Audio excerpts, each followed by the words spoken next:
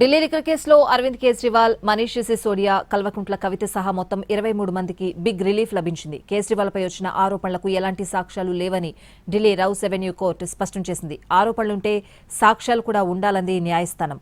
Court తీర్పుపై Kejriwal భార్య స్పందించారు. నిజం గెలిచిందంటూ సునీత వ్యాఖ్యానించారు. ఈ కేసులో 23 మంది నిందితులకు క్లీన్ చిట్ లభించింది.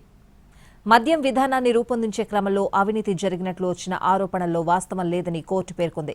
ఎక్సైజ్ పాలసీ రూపకల్పనలో ఎటువంటి కుట్ర, నేరపూరిత ఉద్దేశం కానీ లేదని ఢిల్లీ కోర్టు తీర్పు వెలువరించింది. కేజ్రీవాల్, సిసోడియాపై ఆధారాలను ప్రవేశపెట్టడంలో ప్రాసిక్యూషన్ విఫలమైనట్లు కోర్టు తెలిపింది.